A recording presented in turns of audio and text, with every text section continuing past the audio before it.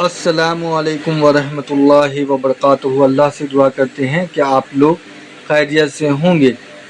غدیر خون حدیث سیاہ بکس میں کیوں نہیں، اور اس کا جو ایکسپوز کیا ہے وہ انجینئر محمد علی مرزا نے کیا ہے، اور حسن الہری جو ہیں وہ جو سیاہ کے بارے میں جو بھی چیزیں رکھتے ہیں سامنے، اور اسی کو جو ہے انجینئر محمد علی مرزا نے یہ جو غدیر حدیث سیاہ بکس کا ہے معاملہ وہ کیا ہے اور یہ کیوں نہیں ہے، اس سے ریلیٹڈ جو ہے کچھ چیزیں جو ہے علی مرزا نے بتائی ہے، اور یہ جو ہے اس کے بارے میں حسن الہری جو ہے کیا بولتے ہیں، ان کا کس طریقے کا معاملہ رہتا ہے، آپ بھی دیکھ سکتے ہیں، اور انجینئر محمد علی مرزا نے جو باتیں بتائی ہے یا بولی ہے وہ بھی آپ سن سکتے ہیں۔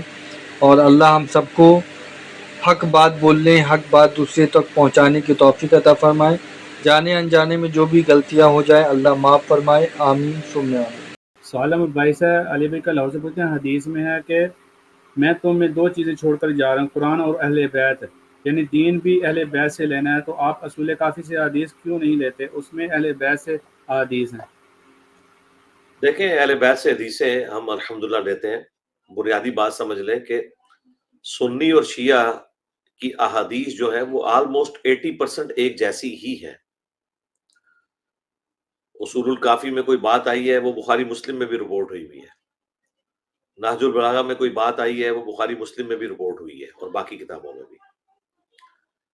اب رہا معاملہ کہ میں اسے کوٹ نہیں کرتا، تو یہ تھوڑی علمی زیادتی ہے اگر مجھے کوئی یہ بات کرتا ہے۔ اس کی وجہ یہ ہے کہ غدیر خم پہ نبی علیہ السلام نے جو پہلے نمبر پہ چیز چھوڑی تھی وہ قرآن تھا۔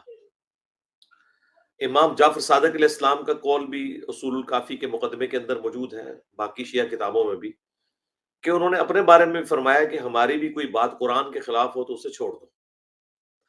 اس کا مطلب ہے کہ اعتماد کے ساتھ جس کتاب کے اوپر آپ اپنے عقائد کی بنیاد رکھ سکتے ہیں وہ اللہ کی کتاب ہے۔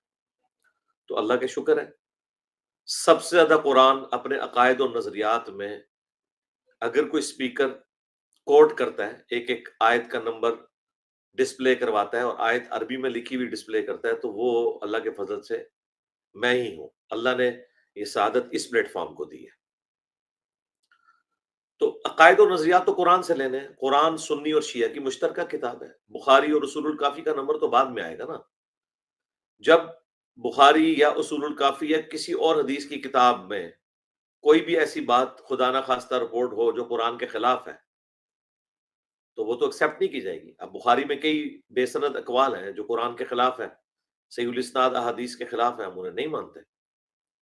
بخاری کی صرف احادیث کو مانتے ہیں۔ اصول الکافی میں تو شیعہ خود جرت کر کے، شیعہ کے بڑے محدثین نے کئی ایک روایتوں کو جعلی ڈکلیئر کیا، وہ تو اپنے الفاظ سے ہی پتہ چلتا ہے کہ جعلی روایتیں۔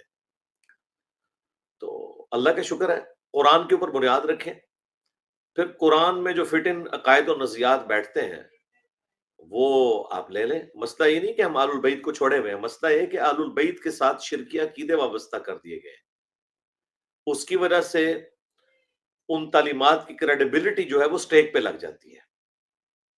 اہل بیت کی حدیثیں تو بخاری مسلم میں بھی موجود ہیں، ٹھیک ہے، تو اصول الکافی میں بھی جو قرآن کے مطابق ہیں وہ بالکل لیں۔ رہا میرا معاملہ، تو میں نے پہلے بھی کئی دفعہ عرض کیا ہے کہ دنیا میں اس وقت 85% مسلمان جو ہیں وہ سنی ہیں، اور 15% جو ہیں وہ اہل تشیع ہیں۔ تو میں چونکہ اہل سنت کے یعنی پلیٹ فارم کو ریپرزینٹ کرتا ہوں، اس اعتبار سے جو ایک بنیادی فکر ہے سنی اور شیعہ کی، باقی شیعہ کو مسلمان سمجھتے ہیں الحمدللہ، علمی اختلاف اپنی جگہ، تو اس لیے میں پریفر یہی کرتا ہوں کہ سنی جو بکس ہیں ان کے ریفرنسز دیے جائیں۔ بسا اوقات جہاں کامن چیزیں آتی ہیں میں پیش بھی کر دیتا ہوں، جس طرح میں نے بارہا اہل سنت کی کتاب فضائل صحابہ احمد بن حنبل کی کتاب سے یا مسند احمد سے اگر یہ روایت پیش کی ہے کہ سیدنا علی کی وجہ سے 2 فرقے جہنم میں جائیں گے، ان کو بنیاد بنا کر، ایک ان کی محبت میں غلوف کر کے، ایک ان کی دشمنی میں، تو میں نے پیرلل میں نہج البلاغہ سے خطبہ نمبر 125 جو خوارج کے نام ہے مولا علی علیہ السلام کا وہ بھی پیش کیا، اس میں بھی یہ الفاظ موجود ہیں. تو میں اس طرح کی جو کریٹیکل چیزیں ہیں دونوں طرف سے شیئر کروا دیتا ہوں. اب آپ کے لیے حیران کن بات یہ ہے کہ جو غدیر خم کی حدیث ہے اصول الکافی کے اندر، اس کی سند کے اوپر تو کلام ہے اور وہ اتنی تفصیلی حدیث ہی نہیں ہے. اہل تشیع بھی جو غدیر خم کی حدیث لے رہے ہیں نا، وہ اہل سنت کی کتابوں سے لے رہے ہیں. آپ ان کی کتابیں پڑھیں، وہ ریفرنس اہل سنت کی کتابوں کا دیتے ہیں. اصول الکافی میں تو 1.5 لائن کی وہ حدیث ہے. 2 چیزیں اپنے بعد چھوڑ کے جا رہا ہوں، قرآن اور اہل بیت. اہل سنت کے ہاں تو یہ بڑی لمبی حدیث ہے جس میں قرآن کے فضائل علیحدہ سے، پھر مولا علی علیہ السلام کے بارے میں علیحدہ سے نبی علیہ السلام کی وصیتیں اس کے ساتھ جڑی ہوئی ہیں. پچھلے دنوں ہمارے استاد جاوید احمد غامدی صاحب نے غدیر خم کی حدیث